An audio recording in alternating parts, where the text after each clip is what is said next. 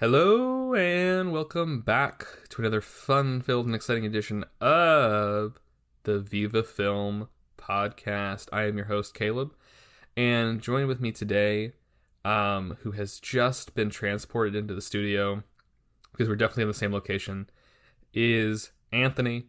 Anthony, how are you doing today? You know what? I'm doing well.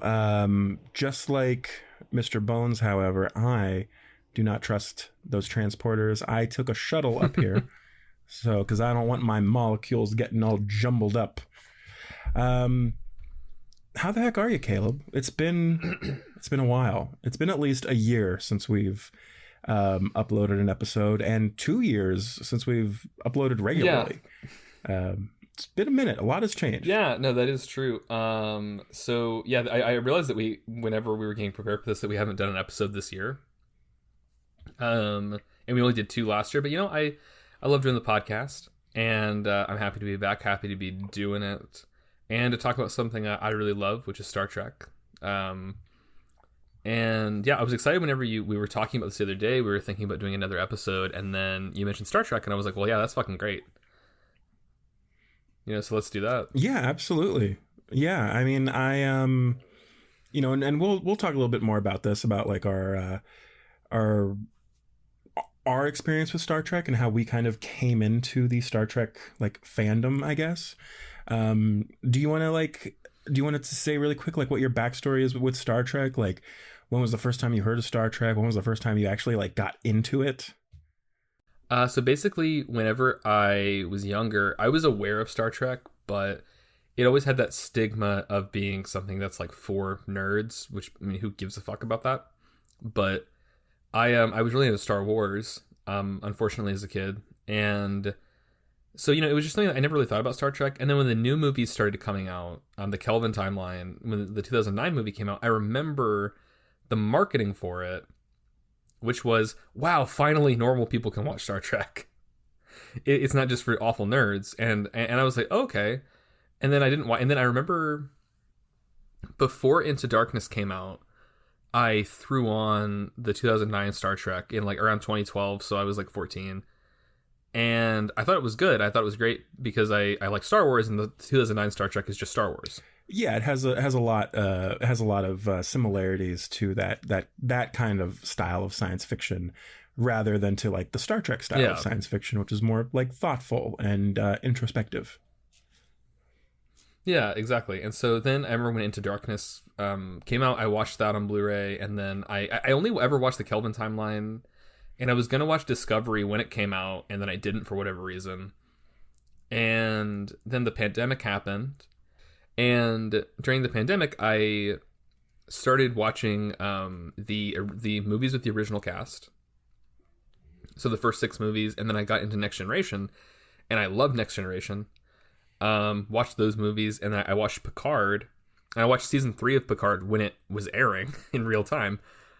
Because the first two seasons had come out by the time I got caught up on Next Generation, and yeah, and I've watched a little bit of Deep Space Nine. I'm aware of bits and pieces here and there. I know of a lot of different people's opinions, but it's really funny because despite how much Star Trek I've watched, there's a lot of it I have not seen, Mm-hmm. and a lot of really great stuff I haven't seen. And thankfully, since we started doing this again, I was just telling you before we started recording that I'm interested in getting back into it and like rewatching Next Generation, finally watching all of Deep Space Nine and Voyager and Enterprise and all that stuff. So, yeah, but basically, I just really I love Star Trek. If I didn't grow up with Star Wars, I would say that I prefer Star Trek overall because it does align more with like the kind of sci-fi stuff that I enjoy, which is people having boring discussions about problems. That's what I like in my science fiction, and so that's why I like Star Trek. And when I say boring, I'm obviously not It's not like action. implying. It's not action centered the same Yeah, way that like a Star Wars is, right? Like it's a lot, especially TNG. It's a lot more like philosophical and moral quandaries. There's always a lot of scenes of the bridge crew having discussions in the conference room. yeah, exactly, and it makes you think a lot about what you would do in that scenario, Mm-hmm. and also if you agree with, and it also makes you feel differently about the characters because like you'll get a different perspective of a certain character in TNG based on how they react to a certain dilemma or problem. And sometimes that's good and sometimes that's bad. It'll make you go, wow, Worf, why are you being a fucking asshole for no reason? Yeah. And even you'll feel that way about Picard sometimes. It's great. It like TNG is one of the best genre television shows ever. It's definitely up there, yeah. And I do like what you're saying that like it invites you to kind of like question your own biases as well as kind of question the people who you're watching, because you'll be watching an episode and somebody will do something that you disagree with or something, or you'll think to yourself, where was the Federation during the Cardassian occupation of Bajor? Like what the fuck was Yeah. what was that about, right? But it invites those discussions, and it invites those kind of debates, which I think makes it such a really interesting and compelling show, and why I've definitely gotten more into it in the last couple years, as opposed to something like Star Wars. Yeah, and that's not to say that Star Wars has never been capable of being thoughtful. Like Andor existing is a fucking miracle. I will never understand how that was allowed. Right. Especially now. And it's just nuts to me. But like, and I'm not trying to shit on Star Wars. Like, I love fun, space fantasy adventures as much as anybody.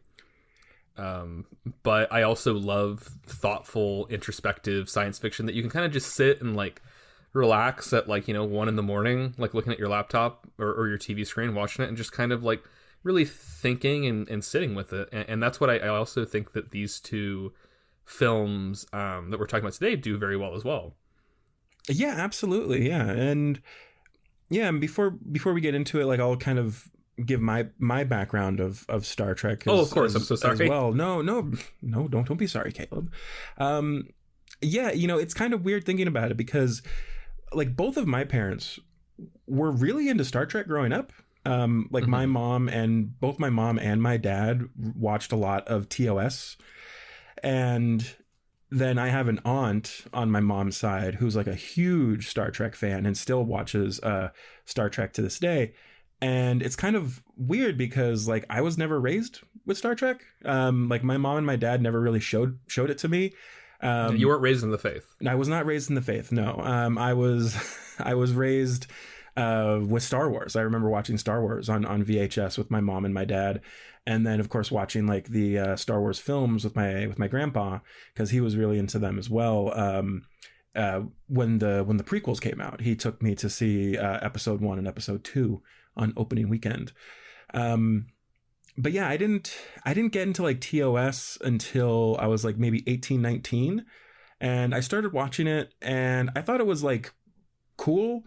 And I certainly had some characters that I liked, but I didn't really get like into it. I think I kind of stopped after the first couple episodes. And then when I was in college, I tried to watch The Next Generation. And I started at season 1, episode 1, and I was going to watch each episode.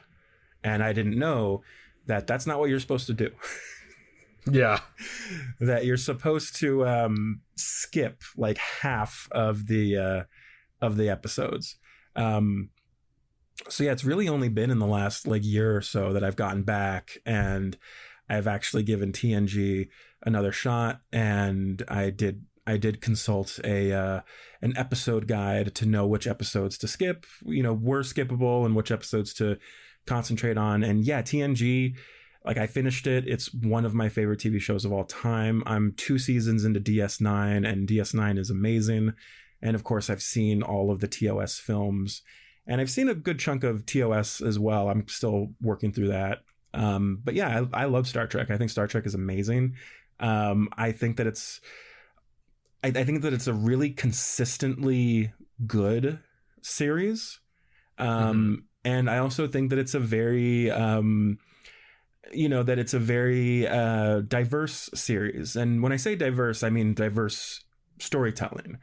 There's other science fiction franchises out there where every movie is about the same family, and every No. What franchise could you be talking I about? don't, I don't know. I'm not going to point any fingers or any lightsabers at anybody. Oh my Um, god.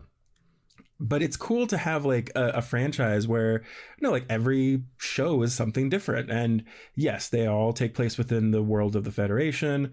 But even then, though, because DS9 is kind of on the outskirts, that's not really technically not a part of the Federation. And of course, you have Voyager, which goes until into the Delta Quadrant.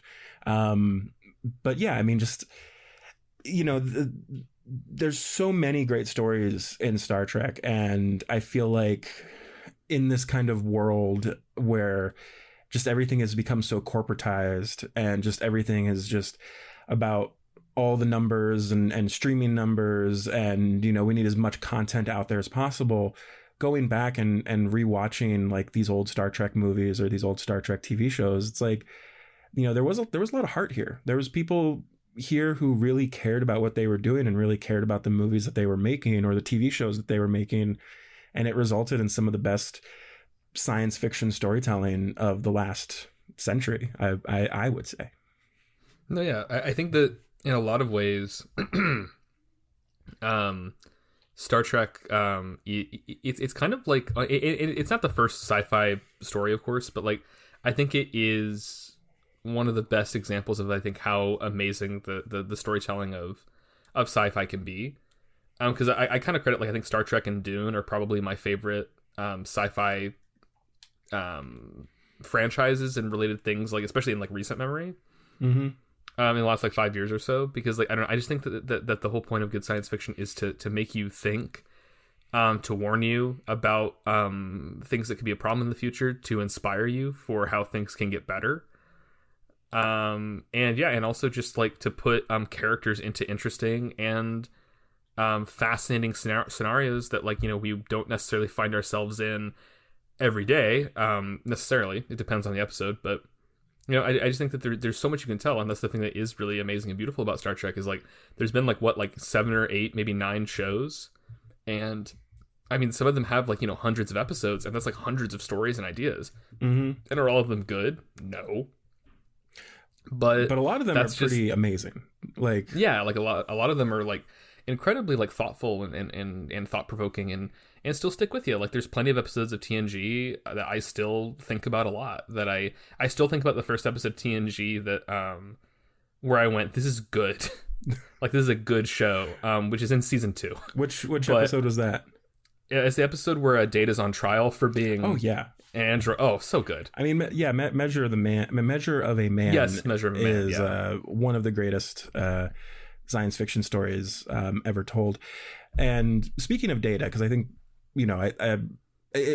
I can speak for myself. Data is one of my favorite characters in Star Trek. Oh yeah, but there's that episode where he creates Lal, his daughter. Yeah, and it's a goofy episode, especially in the beginning.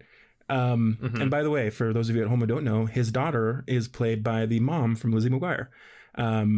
Is she? She is, yes. The mom from Lizzie McGuire plays Lal. But here's the thing, right, about that episode, and this, I think, encapsulates Star Trek so well, is that episode is really goofy and really silly. But by the end of that episode, I was, like, tearing up because of just how, like, emotionally invested I had become in this character. And still to this day, that episode is one of my favorites. I love that episode. And it's, like Star Trek, just amazing storytelling. Just all around. Yeah, I think because Data is definitely, because I think in general though, like with TNG is like I think like Picard is the iconic character from it. Like I would say like the number one for the most part, but I think Data is like up there, or at least as far as my personal preference, I probably prefer Data a little bit more because I think that the storytelling with him was always just like there was so much potential there, and they absolutely nailed it. And then Brett Spiner or Spinner, I don't know how to pronounce his name, but he is a phenomenal actor, and they give him so many opportunities to have like amazing range. Yeah. And he's also, and one thing I love about Brett Spiner is that he is an actor who has very strict boundaries with his fans, which I think is very important. Yes, absolutely. Yeah. which is great. But yeah, I have another question because we're talking about characters. Is so with TOS and that cast, because I know me and you are more TNG people. Sure. You're a bloody DS9 person now, it seems like. DS9 is pretty damn good. I'm 2 seasons in, and it's supposed to get better, and I am along for the ride. Yeah, but the thing though with the original series is are there any characters in TOS or like of that crew who kind of stands out to you and do you like the most from that cast? Okay, so Spock is one of the greatest characters of all time. Well, yeah. I love Spock. And Leonard Nimoy is just like the coolest fucking guy. Mm. But I love Bones. Mm. I love Bones. I just I do too. Just a couple weeks ago, I watched the episode of TOS where there's like this like magma monster that's like wreaking havoc on this mining operation or whatever. Mm-hmm. And they bring Bones down to operate on this like cement rock monster or whatever, and he has one of my favorite lines of all time where he's just like, "Damn it, Jim, I'm a doctor, not a bricklayer." Oh yeah. And then a few scenes later we cut to Bones and his hands are like covered in like cement mix, and he's like, "I did it, Jim." And it's great. It's wonderful. I love Bones. Bones is the best, and he's great in these 2 films. Oh, yeah. And of course later on he's also just as good. But what about you, Caleb? Who are some of your favorite characters in TOS? I mean, I definitely lean towards like Spock and Bones, like are mine for sure. Like I think DeForest Kelley, his line delivery is like some of the best in the whole franchise. And Leonard Nimoy he's one of those actors where he's like Patrick Stewart, where it's like he could have done a million other things, and him spending so much of his life giving his talent to this franchise in particular is like pretty cool. Mm-hmm. Especially since he personally wrestled with playing Spock so much. He had a lot of issues with like wanting to continue doing it, if he should continue doing it, and his different feelings, like for decades, which is really interesting, and I'm sure we'll talk about as we continue to talk about these movies, right? But like I will say though, that is one of the biggest issues with the Star Trek films in general is like these ones specifically, they mostly focus on the Kirk, Spock, and Bones. Like you're not going to get a lot of Uhura or Sulu, or you get a bit of Scotty and then Chekhov. Well, Chekhov gets stuff to do in the second one, but yeah. It's you don't get a ton from the entire cast, like you would in a TV show, unfortunately. But also as a side note, I've seen before she passed away, I saw Nichelle Nichols speak live. Oh yes, that's wonderful at a Comic-Con. Yeah, I remember you telling me about that. This was a while ago. Yeah, it was in 2018. It was at the Afrofuturism panel at Comic-Con, which was really cool, and it was great to see her. And I was like, it was. I was really sad when she passed away, like a few years later, obviously, because I was like, she seemed like a really wonderful person. And she's very talented, very underrated actress, mm-hmm. like in the grand scheme of things. And yeah, that was really cool. That's probably the closest connection I have, just other than like at the same Comic-Con, I saw Alice Eve speak, who she's in Star Trek Into Darkness. Mm-hmm. Great film. And sorry, I'm not trying to be a dick to that movie. And Alice Eve is definitely a character and a half in her own right. I don't know anything about her personally. I just know that she's been in like a handful of things. Yeah, she's a funny person. Like funny in a good way, or yeah, okay. Like she's just like silly. Like she's all right, she seems, cool. I don't know much about her. I didn't know if you were gonna like reveal to me that she was like an anti-vaxxer or something, or no. That's Barbie outside of Comic-Con. Anthony, you know this. Yeah, like a couple years ago at Comic-Con, we saw the anti-vax Barbie. Who, well, that's a whole other story. But yeah, that is still that's one of the funniest things I've ever seen. Is whenever you took a photo of her, and she like smiled and like put the peace sign up, and as we walked away, I just went, "Oh, he's definitely not making fun of me." Anyways, sorry. Yeah, off topic. So Nichelle Nichols, your only connection to TOS, you see what we're saying? Yes, or your connection to Star Trek. Yes, because I never met Gene Roddenberry. He passed away before I was born.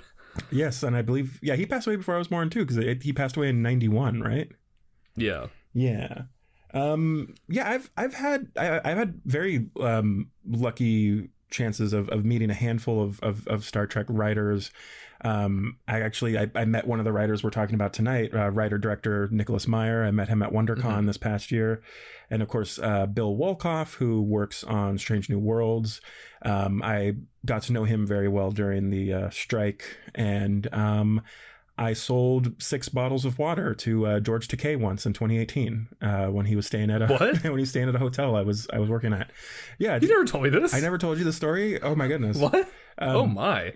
Oh my, indeed. Yeah, he was staying at the San Diego hotel. The what do you call it? The Town and Country, which still exists, though it's been completely remodeled, so I don't even know what it looks like anymore.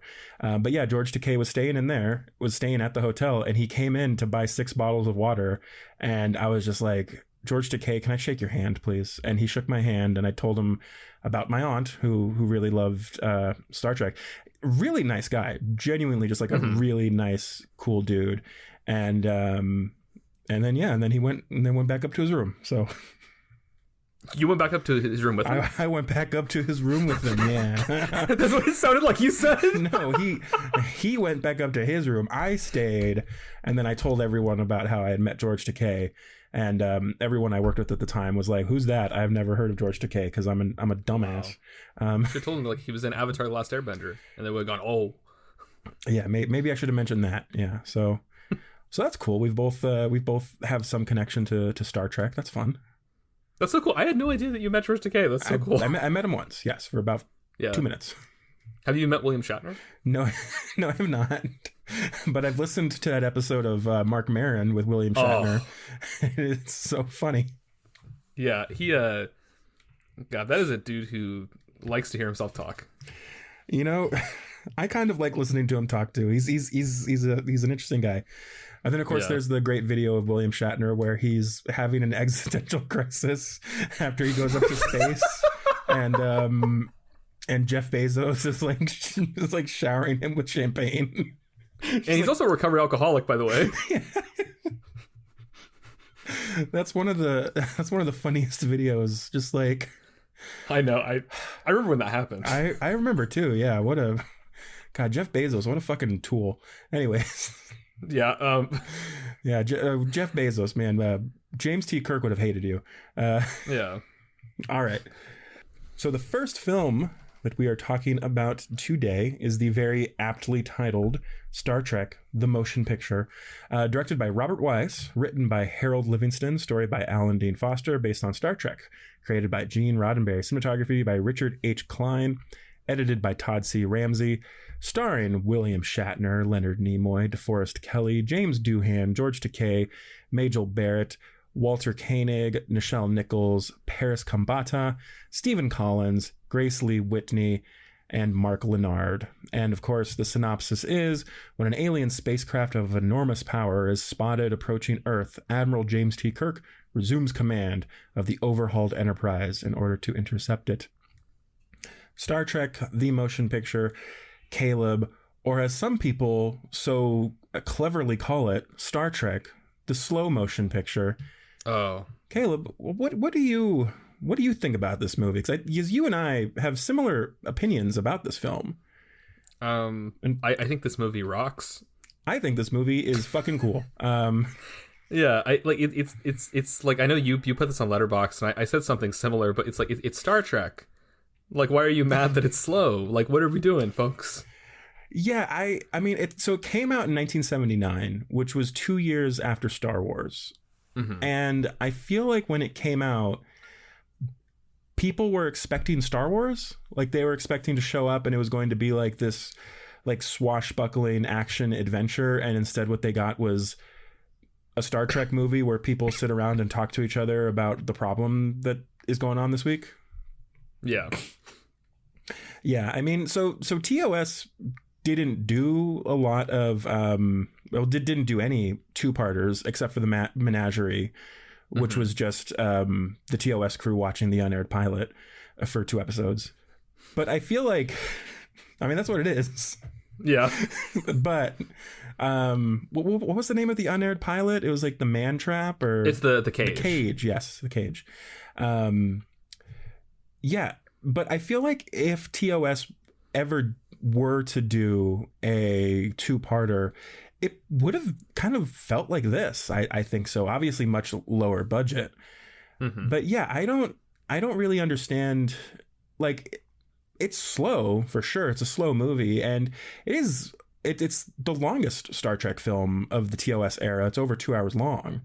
Yeah. Um, but yeah, I don't know. Maybe like, and I was thinking about this today while we were getting ready to do this, but like two of my favorite science fiction films are 2001: A Space Odyssey and Andrei Tarkovsky's Stalker.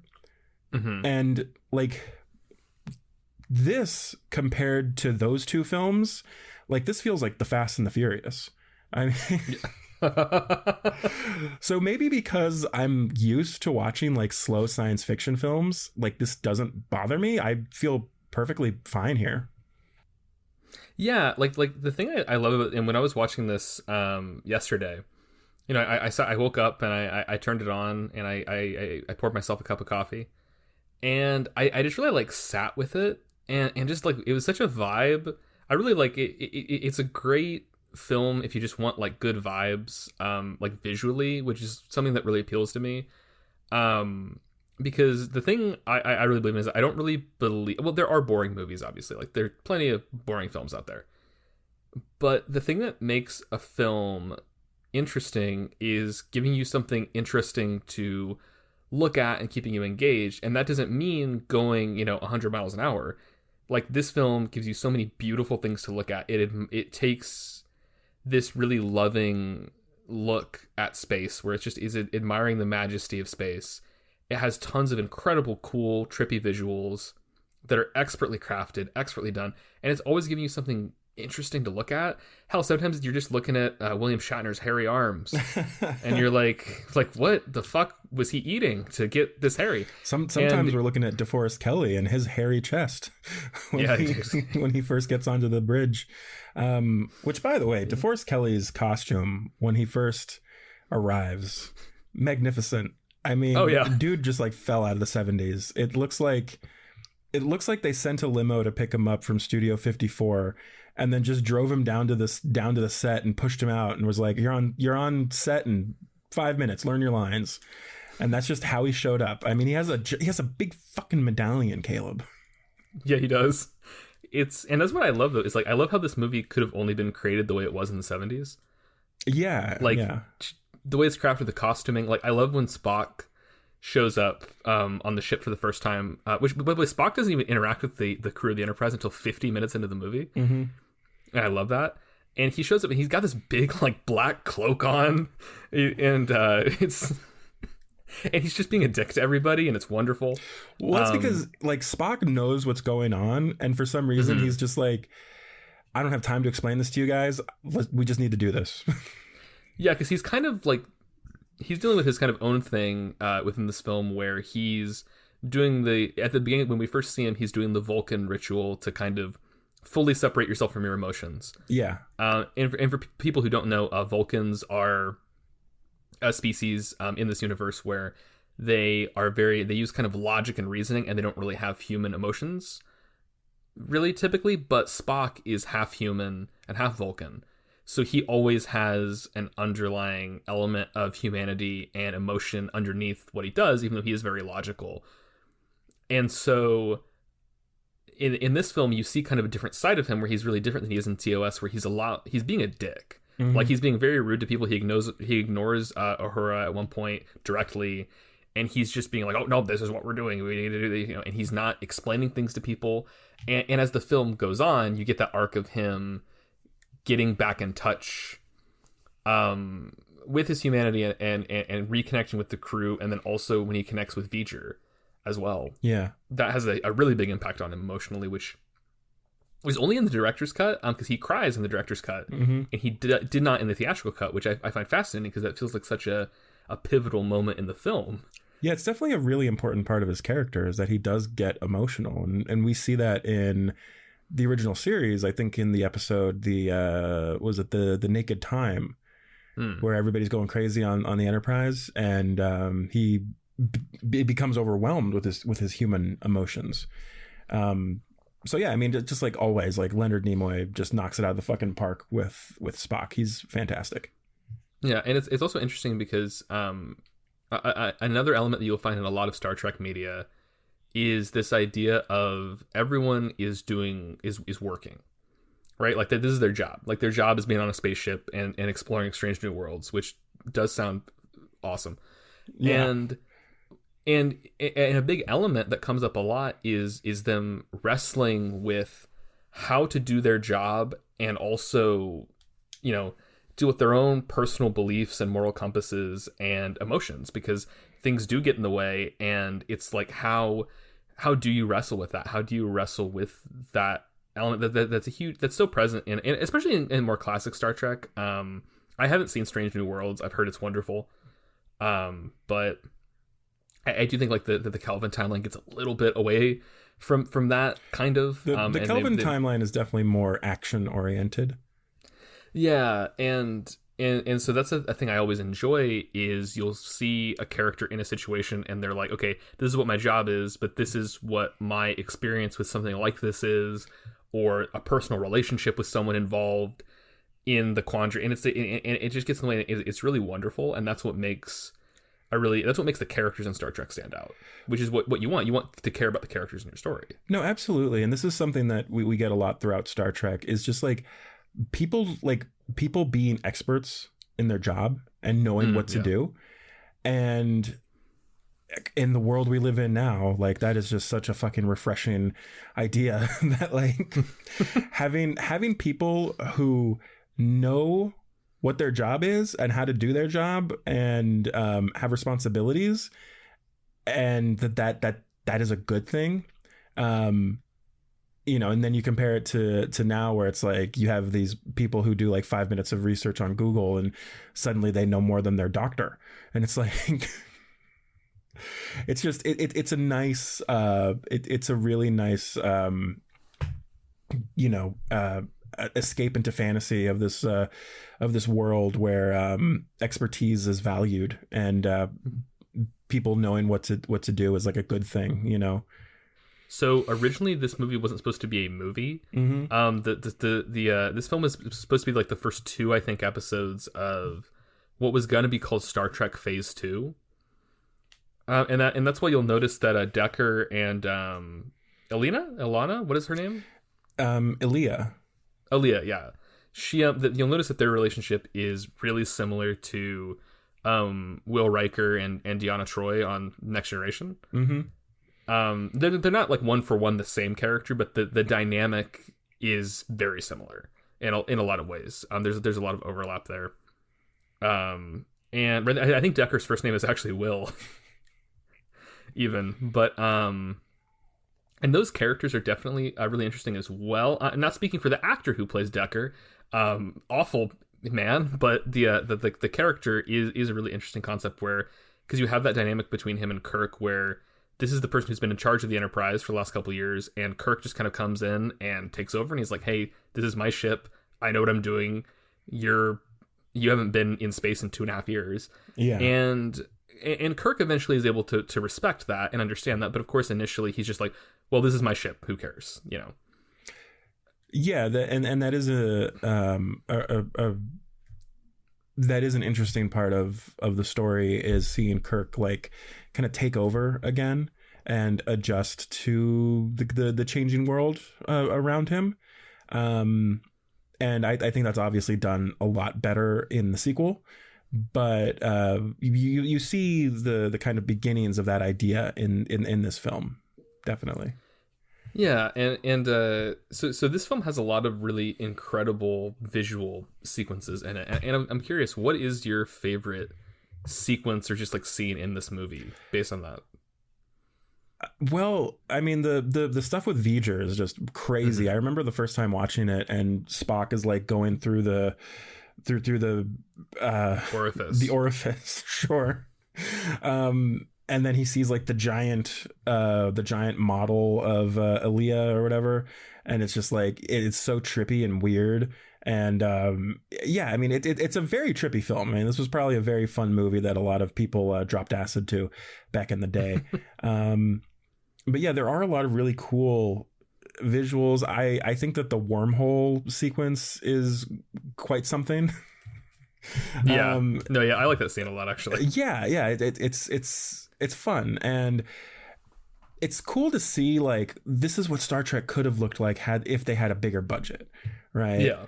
And I really dig that. I think that that's one of the things about the Star Trek films that I enjoy a lot is that we do get more they get more money to play with, so that we can have those really cool scenes of these characters doing these crazy things. What about you? What is a visual moment in this film that really does it for you? Definitely the V'ger scene when Spock is goes into the orifice. And I hope everyone, if you haven't seen the film, anybody listening, that's what they say in the movie. So Right. we're not just saying that to be funny. But I think just using that and just with how, I mean, it just looks gorgeous and incredible, and it's just like it really makes you appreciate the filmmaking and the craft that went into making this. Absolutely, absolutely. But Caleb, I do have to say, one of my favorite scenes is when we first see the Enterprise, Oh yeah, and we get that 4.5 minute scene where Kirk and I believe it's Scotty, right, who's flying, yeah. and they're just like flying around the Enterprise, and we just get all the different shots from all these different angles while the music plays in the background. Fucking brilliant, amazing. Oh yeah, Yeah, yeah. No, I absolutely. I love that scene. I know that's like the scene that people make fun of from this movie. they do. And the thing is, so there's two things. First, well, there's a few things actually. First and foremost, the new Enterprise design, the Enterprise retrofit, beautiful, gorgeous, one of the best Enterprise designs out there. I think number two is maybe the D. Is my second favorite, but like getting to see it in such great fucking quality, like this was shot on film, seeing this on a big screen and having the budget to like just put so much detail into it, and you really get a sense of just how big this thing is, because I feel like in the original series, we always see the Enterprise just kind of like sliding across the screen, Yeah. before we cut to the bridge or something, and we never really get a sense of how big the Enterprise is. But here it's like we get a sense like the Enterprise is fucking huge. It's a giant ass ship, and it's so fucking cool. And then of course we have the amazing music, the amazing soundtrack, which was done by Jerry Goldsmith. Caleb, why is this some of the best music of all time? It's just incredible. Like I don't even know how to put it into words really, but like that theme is Star Trek to me. It really is. Yes. Yeah. The main title Star Trek theme that then gets used in TNG later on is just so iconic, and I think just encapsulates the feeling of Star Trek just so well. Yeah, it's fascinating because they don't use the theme from the original series. I don't know if that was like for rights reasons or what that might have been. Yeah, I'm not actually sure either. It might just be that they wanted a new theme or something, Yeah, because like that theme, that score, it is like when it's like playing at the beginning and you see like all the names are coming up, you're just like, yeah, this is awesome. Like this is gonna be a wonderful film. It feels grand and it feels worthy of being a motion picture. Which is a side note, calling this Star Trek the motion picture is so cool. Like not just calling it Star Trek the movie, but like the motion picture. That's awesome. If it was released today, it would be called Star Trek the Film or Star Trek the Cinema. If it came out today, it'd be called Star Trek 2025. Yeah, that's true. Or it would just be called Star Trek. It wouldn't. Yeah. There wouldn't be any subtitle or anything. And then of course there'd be like some scene where Kirk is like, "Feature's right behind me, isn't he?" So yeah, so we have the director of this film, the director Robert Wise. How do you feel about his direction and what he decided to do with this story? I think he did a pretty good job. Like I think all the actors are giving like really good performances that he was able to get out of them. But I will say, just based on some of his opinions about what he cut from the theatrical cut or wanted to change in the director's cut. Mm-hmm.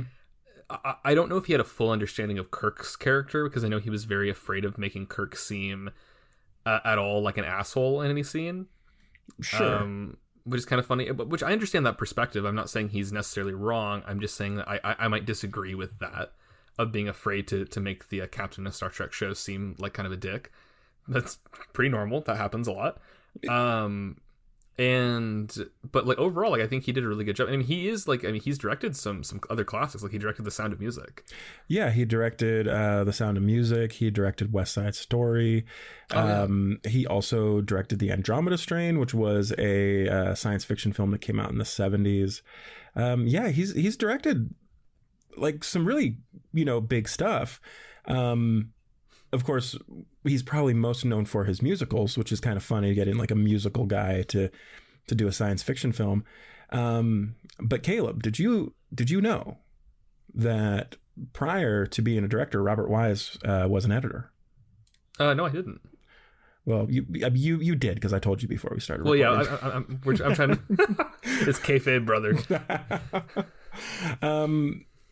Hey, you know what? It's a little peek behind the scenes. Robert Wise was an editor prior to being a director, and not uncommon for directors to start off as editors and then move to directing. But he directed one specific film that I feel like most people have heard of. It was a small movie, a little independent film from first-time writer, director, and star. The film is Citizen Kane. Oh, did he? Robert Wise is the editor of Citizen Kane, which is kind of crazy to think about. That's really cool. Yes, yeah. So, hey, you know what? Sometimes you edit one of the greatest films of all time, and you think to yourself, "Wow, this is where my career has peaked." And then, like, almost 40 years later, you direct Star Trek: The Motion Picture. Yeah, that's like so. Yeah, wow. I had no idea that's because you told me he was an editor before we started recording, but you didn't tell me what he edited. Well, that's one of the things he edited. I think that's probably the biggest thing he's edited, and it could be argued it's probably the most famous thing he ever worked on. And Star Trek would be number 2. So, right. Do you think that the Star Trek motion picture, would you say, is more famous than The Sound of Music? No, I don't know. Is it? I think Star Trek as a whole is probably more known than Sound of Music. Oh yeah, but like Sound of Music is a wonderful film. Like when those nuns take the stuff out of the car. Yeah, and when the guy rips the Nazi flag in half. Yeah, because being against fascism is cool. Yeah, exactly. Anything else we want to talk about Star Trek: The Motion Picture? Anything that really like stuck out to you, or that you want to comment on before we kind of move on? So this is an interesting thing I was going to ask you, because we haven't focused a lot on William Shatner. Okay. And Kirk as a character, because we kind of talked about like Bones and Spock and such. But so a big debate and a big thing when people talk about Star Trek is if William Shatner is a good actor or not.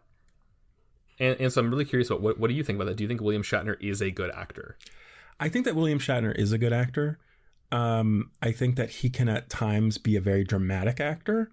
Mm-hmm. But yes, I think that he's good, especially watching the original series. I think that his acting in the original series is definitely a lot better than his acting in the motion picture.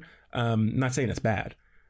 But I feel like when people, because everybody has their William Shatner impression, they're like, there's something on the plane, something.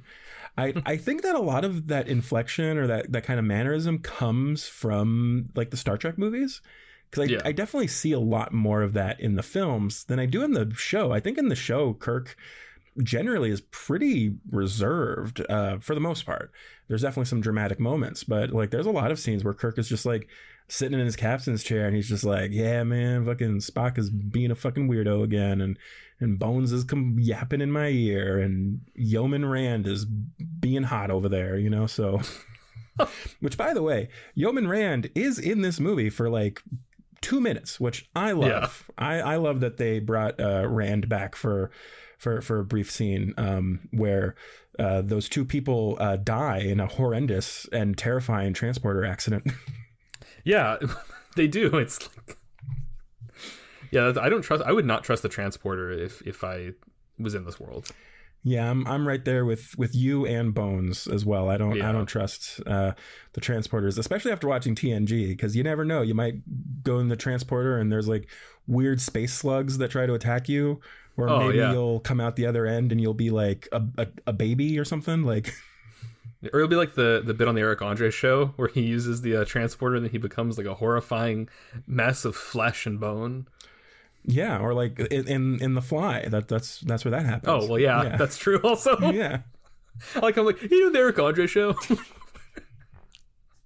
I mean, the Eric Andre show and The Fly, I think I hold them in the same regard in my head as like some of the best entertainment out there. If they ever remake it, I'd love to see Eric Andre play Jeff Goldblum's role. Well, you want to see Eric Andre play the Brendel-Fly? Yeah. Okay. Or just like put him in a Cronenberg movie in general. Like, what the fuck does that look like? I do not know. Anyways. So yes, I think that William Shatner is good. How do you feel? Do you think William Shatner is a good actor, or that he sucks, or that he's a huge weirdo? Like, what's going on here? Well, he is a huge weirdo, but like, I mean, like, I think he, look, I think that Shatner does a great job with what he needs to, as Kirk. You know, I can't speak to a lot of his other work. Like, most of my awareness of him is from his brief stints in wrestling. He never wrestled, I don't believe, but he made a couple appearances. And he's in the WWE Hall of Fame, actually, also, for some reason. Wow, they just put anybody in there, huh? Yeah, they do. It's really strange. Like William Shatner, the president, like...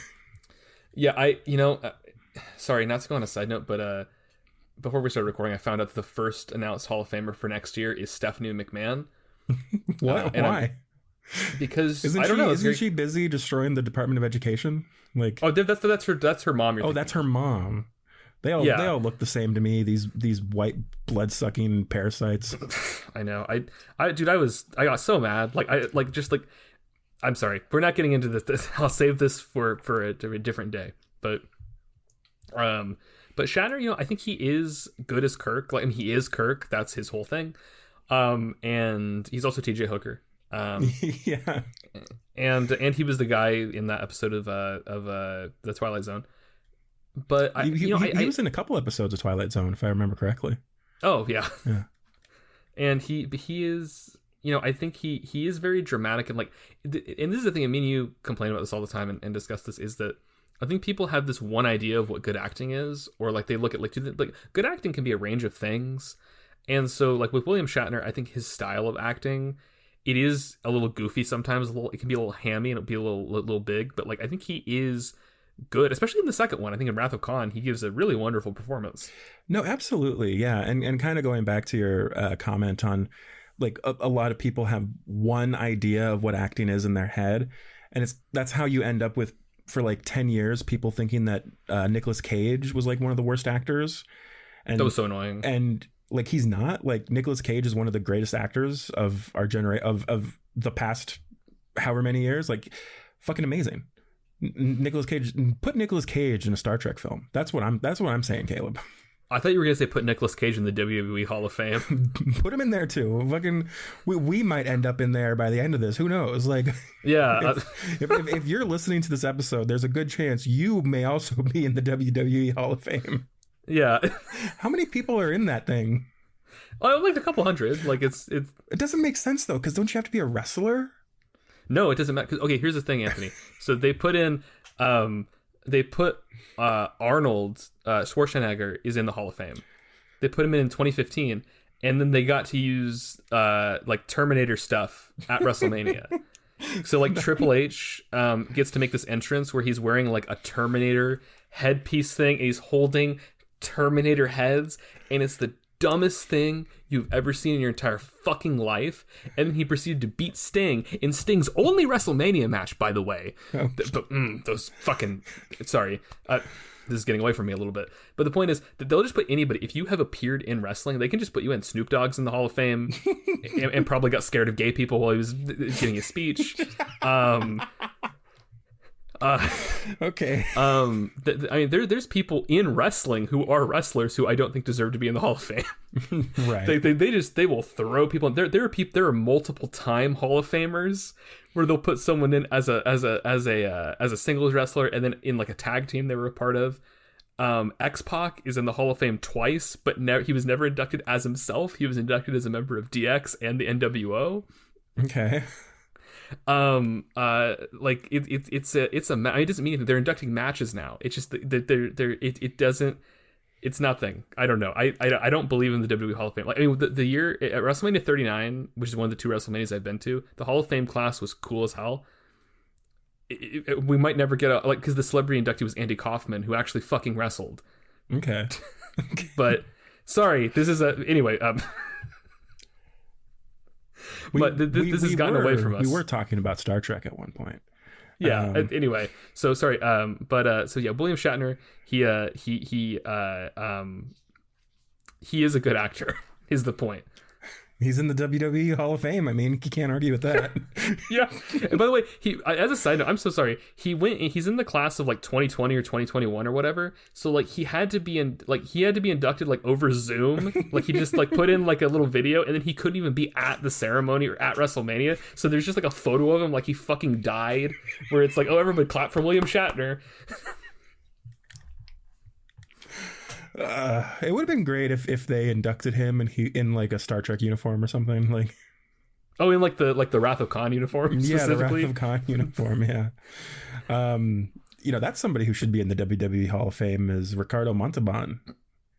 I mean, he looks like a fucking pro wrestler in this movie. Yes, he does. So I guess that's how we transition to Star Trek Wrath of Khan.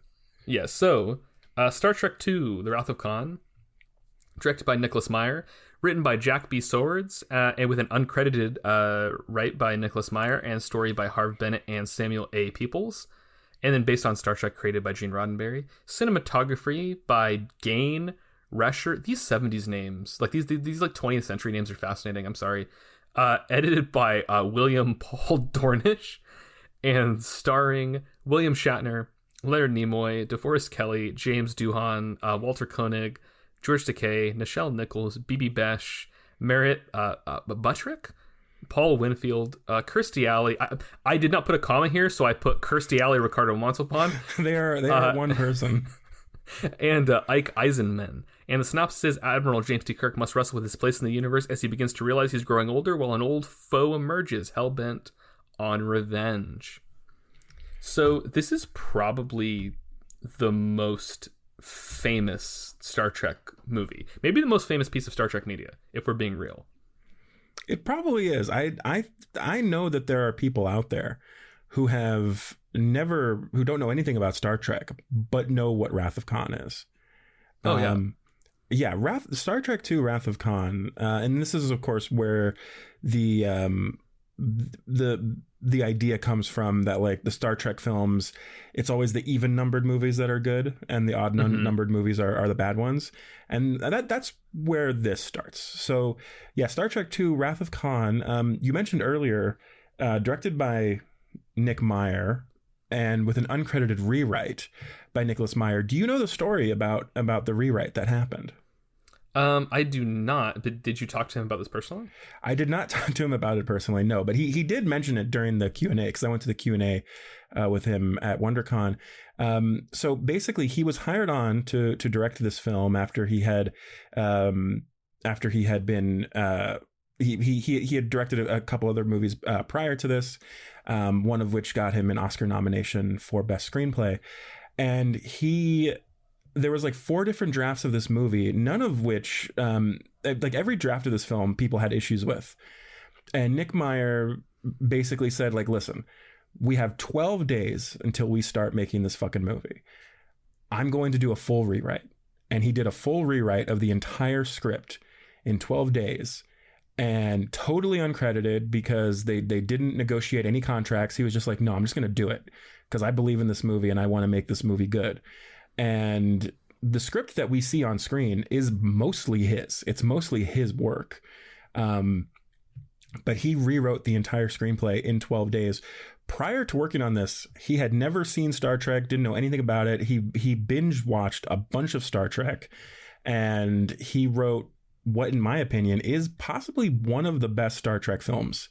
In my opinion, I think it understands Star Trek really well, and I think that Nick Meyer really had like a good understanding of these characters and who they were. So yeah, that's my opinion. Well, I don't know how you feel about all that. I'm a big fan of this film. I think I do prefer it to the motion picture. I would agree.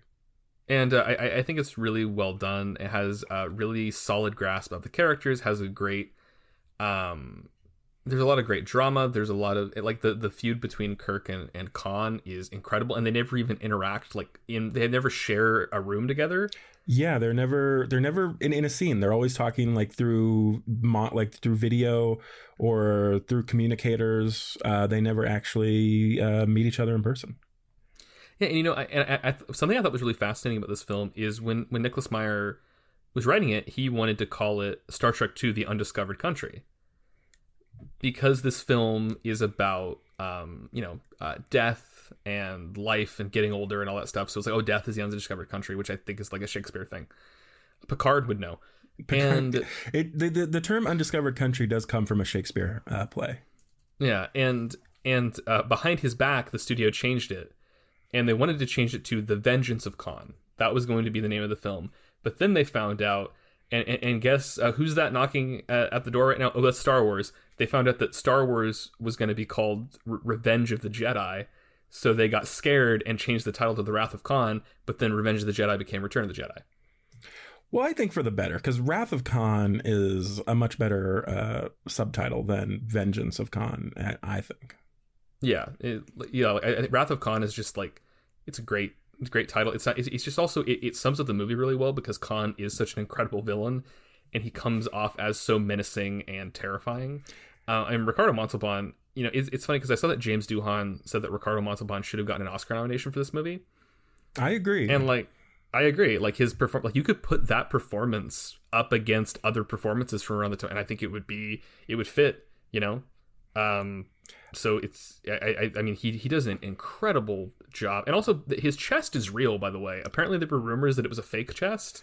Yeah, I remember reading that too, and apparently Ricardo Montalban, especially later on in life, or even later on in life, was like really into fitness and really into working out, and that's his real chest. He was fucking ripped.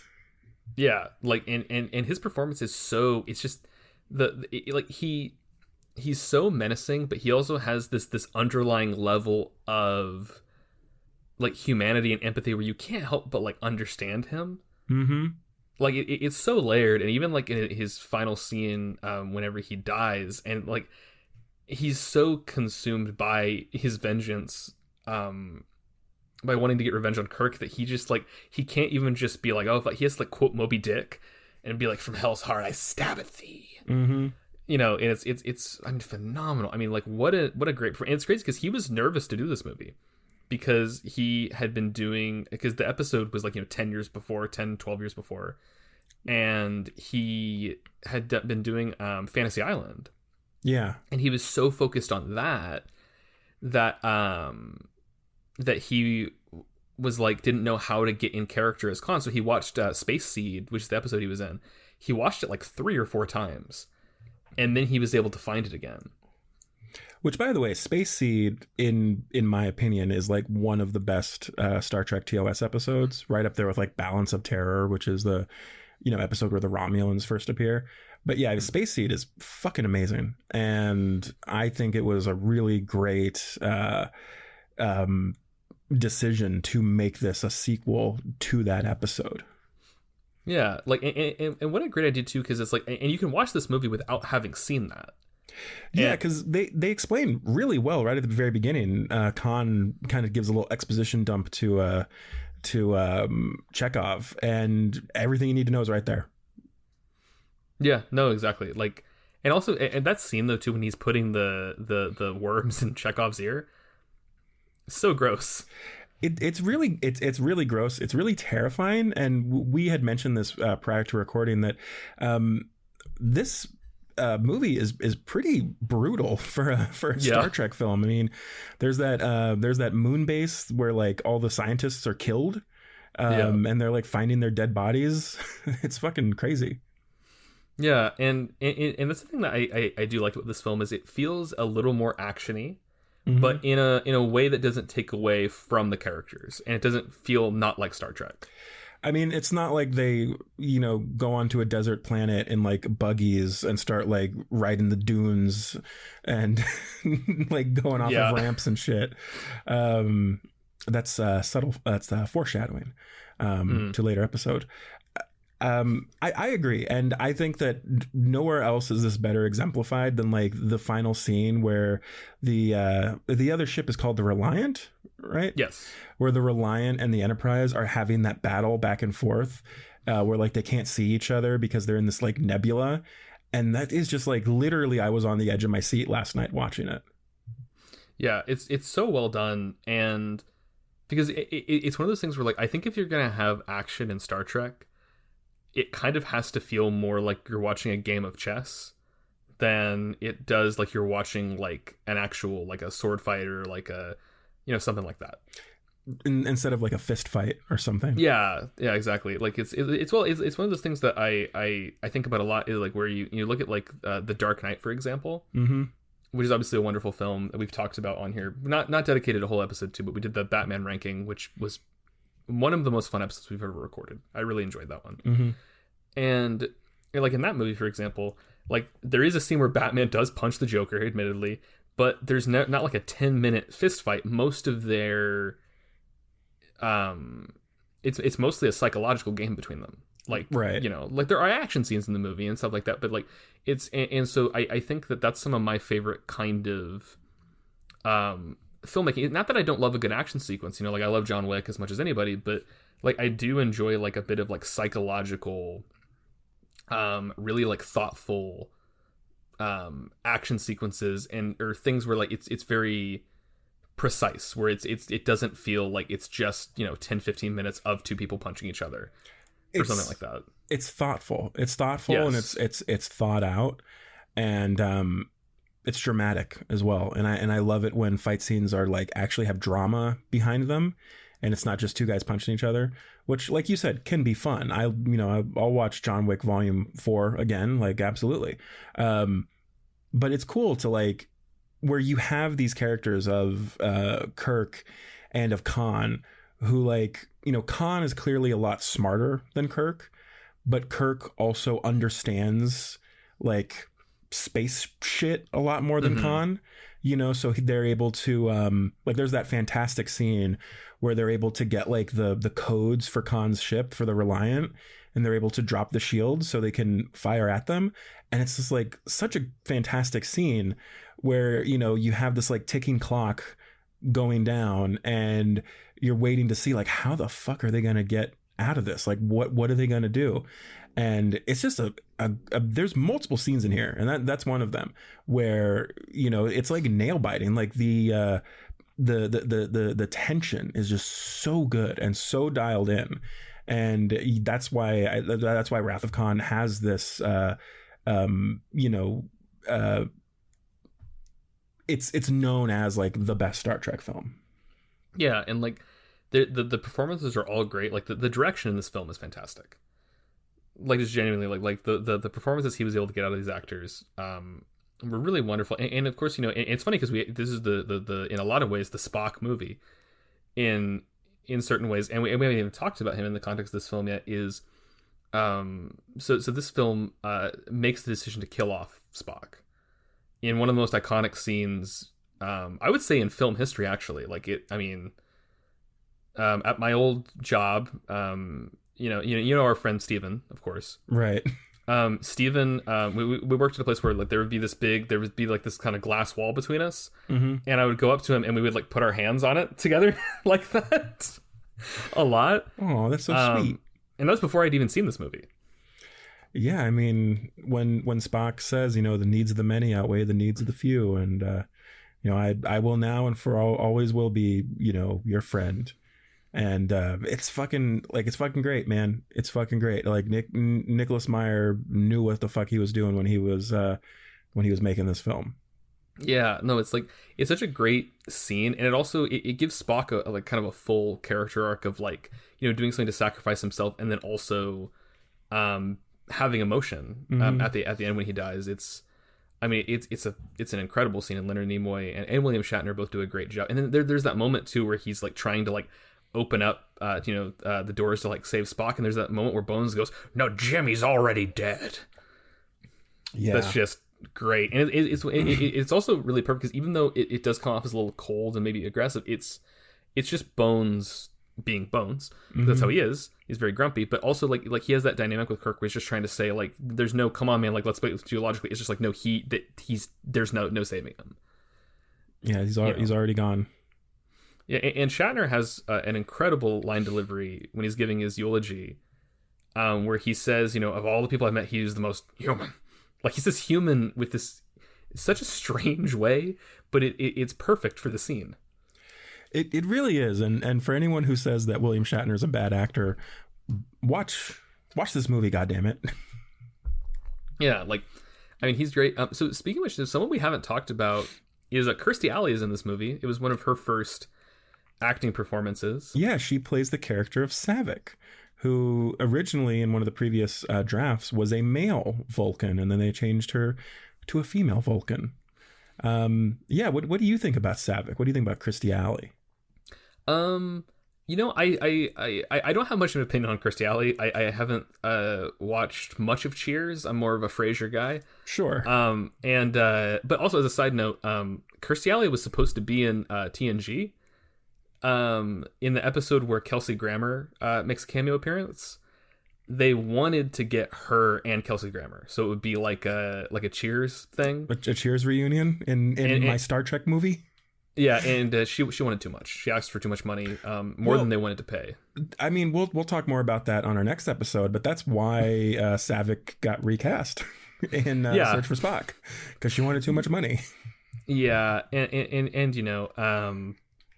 I don't know. I don't have much of an opinion on Kirstie Alley. I just realized I don't really know anything. I don't know too much about her other than that she was on Cheers and she was in this movie. She kind of became like one of those like reality people in the 2000s.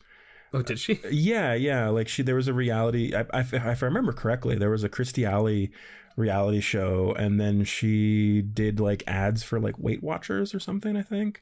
Or Slim that's Fast, right. Yeah. Or one of those lose weight things in the 2000s when everybody wanted to be skinny. But yeah, Kirstie Alley, I think that she's fine in this film. I don't like what they do with the character of Savick in the next film, and we'll talk more about that next time. But yeah, so we get a new addition to Star Trek in the form of new uniforms. Yes. And we didn't talk about the uniforms in the last film, in the motion picture, probably because the uniforms are really boring. And, yeah, they are, unfortunately. It's just like white jumpsuits. But we get these new uniforms in this series, which are these like red jackets with like white turtleneck sweaters underneath. What do you think about the uniforms in Wrath of Khan? I think they look incredible. And it's funny because I was just talking about like the episode that Kelsey Grammer shows up in TNG. He is wearing that uniform. He is, yes, yeah. I love it. It must have been a fucking nightmare to wear these on set. Like, I mean, that sounds awful, but but from a visual perspective, they look gorgeous. And I love the scene where they're all walking and like putting the uniforms on. Mm-hmm. And it's just like they're folding everything over. It looks great. Like it's so big and wintry, but it looks perfect. I love them. Yeah, I really like these uniforms a lot too, and I feel like they're probably my favorite uniforms of Star Trek. Really, definitely a lot more than the season 1 jumpsuits of TNG, where like they gave Patrick Stewart back problems because they were so tight. Um, Yeah. but what do you? I mean, would you rank how would you rank these like in your favorite Star Trek uniforms? Mm. They're probably my favorite. I love specifically Picard's his more casual fit that they have in later seasons where When he it's has like the leather jacket. jacket, yeah. Yeah, I like that a lot. Um and but I do love these uniforms a lot. They're way up there. I enjoy them. I actually, maybe this is controversial. I do like the or I remember, maybe I'll feel differently when I watch them, but I like the Kelvin timeline uniforms. The which Kelvin timeline uniforms are pretty good because they're very much a a modernization of the classic uniforms, Yeah. which are very charming in their own right. I do like the classic uniforms. Of course, I do miss the comm badge because in the classic uniforms, it's not a comm badge; it's just like a sewn on patch. Yeah. And I do like the comm badge in like TNG and DS9. So yeah. Yeah, but so one interesting element of this film though is a really big plot point is that Kirk is wrestling with getting older, because again, like when they were doing the original series, I mean Shatner was in his like almost his late 30s, I think, or mid 30s, and then doing the movies he's like in his 40s going into his 50s, and so he's wrestling with getting older in this film, and it's something that Shatner did not want to do. He was against it, and he got convinced that it would be okay to like kind of, because he wanted to be de-aged in this movie. He wanted to have makeup done so he could keep playing Kirk as like a young man, which is kind of what they did in the motion picture. If you'll notice in that film, they do a lot of makeup, and they light him in a way that makes him look a lot younger. Yeah. And it's something where like, you know, it's just one of those things too where like, you know, I like that they added that element to it, because you get that great scene where Bones visits him in his apartment and brings him some Romulan ale and wishes him happy, and some, it gets him some glasses because he's getting older too. Yeah, which that's really charming. And I think wrestling with that, the fact that he's getting older, and then also that learning that he has a son, who I misremembered because he dies in the next movie. I thought he died in this movie. Right. Yeah. A little spoiler alert for next time. Yeah. but I thought he died in this one, but I misremembered that. But I think that element is also interesting because you have this guy who, you know, he's dedicated his career to, you know, Starfleet, and then suddenly now he's like, you know, a man who's approaching his 50s. He learns he has a son that he didn't get to raise, who has his own beliefs and opinions and has his own personality, and then now it's just kind of like, oh well, did I waste my life? Where am I at in life? Like, and then also, all that happens, you have this like Khan coming from his past wanting revenge, and you're just like, and it makes you reckon with, you know, stuff you did in your youth, which is what this film's all about, is going like, oh, like, well, like I had this romantic dynamic with someone where we ended up having a kid and didn't realize it, and that's come back, and then I made some decisions in a previous episode of Star Trek. I mean, he wouldn't call it an episode, but you know, in his past, in my last episode, you know, so it's like, it's actually, this film has some really rich themes, which is what you want from good Star Trek. You know, themes are just not for book reports, guys. Don't even say that to me. No, yes, I think it's great. I think it adds a lot of character to the character of Kirk, and yeah, it was something that Nicholas Meyer had to like really kind of convince William Shatner that it was something that they needed to address, and and Nicholas Meyer had a way of convincing him to do that. But yeah, I mean, dealing with like the age and the fact that like, you know, you're getting older and the world is, you know, continuing to go, and you have like these ghosts of your past that, you know, come back to haunt you, and it makes for some really fucking great drama, man. Like just wonderful, wonderful stuff. Yeah. And that's why this film is so fucking good, and that's why it really has stood out as the best Star Trek film. Yeah, and it's and then also just even then, like even with the Genesis project, where you have that backdrop of the idea of just being able to like create life and creating like new opportunities in the midst of like the characters getting older, that's wonderful. Yeah, and it leads into some themes with the next movie, because I mean, Search for Spock, spoilers, he's back. That movie is all about like rebirth and growing in it. Like, I mean, I'm not a huge fan of that film, but like there are themes there. Certainly. There are themes. Yes, Spock is back. He's back, baby. Back from the dead again. Which I don't know how I feel too much about that, but we'll talk more in the next episode about our feelings about that film. Yeah, but real quickly, because it seems like we're getting to the end here, is and I do have, you know what's so funny is like when we talked about X-Men, I was like, oh, you know, if me and you have a conversation, like we're gonna talk about X-Men, we're gonna talk about like politics and all this other stuff. It's funny because I was like, damn, like talking about Star Trek because it's something we both really love, and especially since recently you've been getting really into it.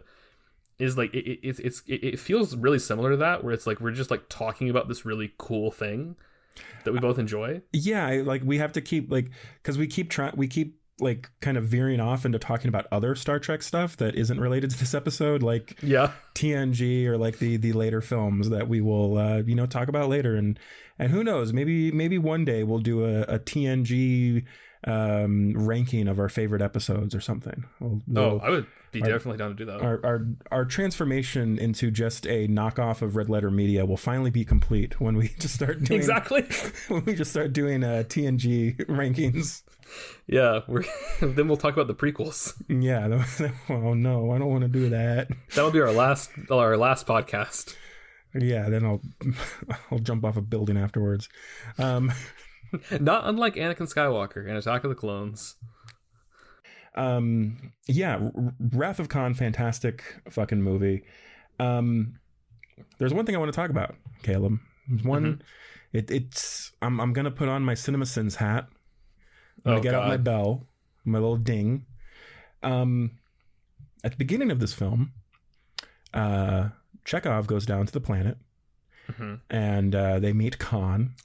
And Khan looks at Chekhov and he's like, I never forget a face. But Chekhov didn't join the crew until season 2. Yeah. And Space Seed was in season 1. Does this mean that Wrath of Khan is actually the worst Star Trek film ever made because of this huge glaring plot hole that ruins the entire thing for me? So I was looking into this because I was reading that as well. And I realized apparently the idea is that in the novelization, they explain that Chekhov was working security off screen in season 1. Right. And so which, I mean, that's, he was that's always fine. there. Yeah, he was, he was just out of frame. Yeah. I mean, we're all just having a good laugh here, but I don't care. I did notice it the first time I saw Wrath of Khan. I was like, wait a minute, you weren't there. But like, who gives a shit? Because the rest of the movie is fucking great. And, apparently, what's the name of the guy that plays Chekhov? Oh, Walter Koenig? Yeah, Walter Koenig, Walter Koenig. Apparently, he noticed this little plot hole when he read the script, but because he didn't want his role to be cut down in the film, he just didn't tell anybody. That's fair. I mean, so he was like, no, I'm not going to point it out. I'm not going to point out that this line doesn't make sense. Yeah. And I guess Ricardo Montalban didn't realize that either. Like, nobody realized it except Chekhov. And then, of course, the Star Trek fans later who watched the movie and were huge fucking nerds and were like, actually, in season 1, episode 16, he's not there. Anyways. Yeah. No, it's... But out of all of the nerd fandoms, I think that the Star Trek nerds are probably the most charming. Yeah, they just kind of make like bad memes. Like they're not harassing people. As far as actually they might be. I don't know, because I know people can be kind of weird with the newer shows, but it's not as bad as like Star Wars for sure. Definitely not as bad as Star Wars. Absolutely. But yeah, I've had a chance to meet a couple of them at conventions at like LA Comic-Con or WonderCon or San Diego Comic-Con, and they're nice people. I enjoy my time around them. So I'd be interested in going to the Star Trek celebration in Las Vegas. Oh yeah, but apparently it's really fucking hot in Las Vegas when that's going on. Yeah, because it's like in the middle of August. We can't wear our Wrath of Khan uniforms. No, people do though. People do show up to that and they wear their like full, Starfleet jumpsuits, and I'm just like, how are you not completely drenched in sweat? Yeah, Jesus. I remember a couple years ago, we were at Comic Con together, and we saw some Klingons, and when you see Klingons now, it's usually older people. Yeah, Um, and I remember saying to you, I was like, that's what it's all about. Like, is there's always got to be some Klingons. it's not a real nerd convention unless there's some Klingon somewhere. Yeah, no, So exactly. yeah, And speaking of conventions and stuff, and I don't want this episode going too long because it's already very long, but I was going to ask you, so you obviously met Nicholas Meyer. yes. So what did you guys talk about and discuss, if you wouldn't mind me asking? Well, I mean, it's not like I took him out for drinks. I just Yeah, I met him at his table and I got him to sign a book that he was selling. No, I mean, I actually didn't talk to him too much about Star Trek. I talked to him about writing. I was oh, just saying lovely. like, oh, I really like. I think you're a really great writer, and I'm trying to be a writer myself as well. And he recommended. He was like, you got to read the Poetics by Plato, and I was like, I already got a copy. Haven't read it though, but I do have it. But no, he was a really nice guy, very very gracious. You can tell that he still, and I don't know if this is true or not. This is just my own guess. Is that he probably hasn't seen Star Trek since he made the movies. Like That's fair. I don't think he gives a shit about Star Trek. But of course, because he made the best one, a lot of people who like Star Trek go to his Q&As and stuff. And he's very nice and very gracious to them. And there was one guy who during the Q&A like thanked Nicholas Meyer. He was like, I saw this movie when I was such and such years old with my dad who I grew up watching the show with, and he like started crying, and which Oh, isn't the first time I've been at a Q&A where people start crying. It's happened before. But yeah, I mean, Nicholas was very gracious to the man, and smiled and nodded and said thank you. So yeah, Nicholas Meyer seems like a cool guy as far as I know. I don't know anything bad about him. yeah, that's really beautiful. That reminds me of last year's Comic Con when we went to the X-Men '97 panel, and it was just like it was like dripping with emotion. That's a weird way to phrase that. Dripping with emotion. I understand. Yeah, and there was that story Cal Dodd told about Oh, the fan that came up to him. But anyways, I mean, we don't want to get too much into that because once we start talking about X-Men, it's oh, over. it's over. It's done. Yeah, if you If you want to hear us talking about X-Men, there's like 10 episodes prior to there's this. so many, and I'm sure we can squeeze some more in there somewhere. We'll talk about Wolverine and the X-Men or something. We'll talk about Pride of the X-Men. Oh well, I would love to talk about Pride of the X-Men, the unaired pilot. That would Like be a lot what of were fun. they? The Magneto and the Brotherhood of Mutant Terrorists. That's what they call them in the fucking show. Well, anyways, Yes. Star Trek: The Motion Picture, The Wrath of Khan. Fantastic films. A great way to start off the series, I think. Yeah. No, I agree. I think motion picture is such a great vibey movie to that you can just like. It's just one of those movies you watch. But it's a movie that you can just like chill and enjoy and really get into the visuals, which I always love doing. And then Wrath of Khan is just this really wonderful, emotionally character driven film. And I wish I could say that about all the Star Trek movies. And again, the I don't know if I said this to you before we started recording, but the films that feature the cast of TOS are my favorites. Mm-hmm. Like I would say, like overall, there are two of them I don't like. Sure. So spoilers. But well, we have four left, so there's two I don't like, and there's two I really like a lot. So there is that. But I'm excited to get more into Star Trek. It's fucked up. I feel like we're just getting started with the episode, and we're almost an hour and a half in, and I'm just like, man, there's we could start talking about favorite species. Which obviously the Ferengi. The Ferengi. It's the Ferengi 100%. Like that. Come on, unanimous. It's the way the Ferengi are portrayed in TNG absolutely annoy the shit out of me. But the Ferengi in DS9, like I feel like, and I think we mentioned this before we started recording, is that like Lwaxana Troy, who's Deanna Troy's mom, is like insufferable in TNG. But then in DS9, like I actually kind of like her. And it's the same thing with the Ferengi. Like I cannot stand the Ferengi in TNG, and then in DS9, like they're one of the most important species. Yeah. And as a side note, so Lwaxana Troy is played by the same actress. What's her name? Majil Barrett, who was Gene Roddenberry's wife and also played Nurse Chapel. Wow. Okay. Yeah. But yeah, I agree. I think I do remember hearing that. Yes. But yeah, Lexana Troy, her entire character is just, I'm so horny for Picard. I mean, could you blame her though? No, not at all. I mean his the head we can see is so nice. You can't even imagine how nice the other one must be. Okay, Caleb. I think that's it. I think that's it. I think like being horny for Picard is where we do have to end the episode. But yeah, do you have any closing thoughts on these two films? But before we wrap things up here, Um, no, I don't. I think these two movies are great. I love them. Rewatching them again just kind of enforced how much I really like them, and I can't wait to watch them more down the line. Yeah. yeah, I'm excited to get into this series. It's gonna be. I think it's gonna be a real trek amongst the stars, if you know what I mean.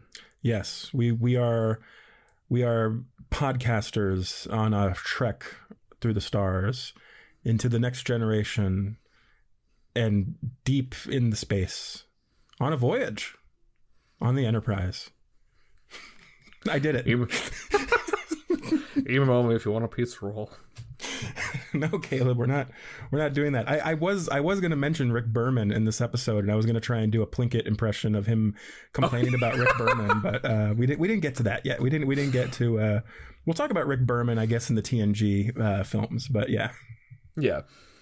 All right, that's enough of that. Yes. My name, it's still Anthony. My name, yeah, it's still Caleb, I would say. All right, and we'll see you all next time. Live long and prosper. Yep. Good night. Good night. Thank you very much for listening to another episode of Viva Film. If you liked what you heard, please subscribe and give us a rating. Shout out to Tommy Red Flemming for designing our logo, and please join us again next week on Viva Film.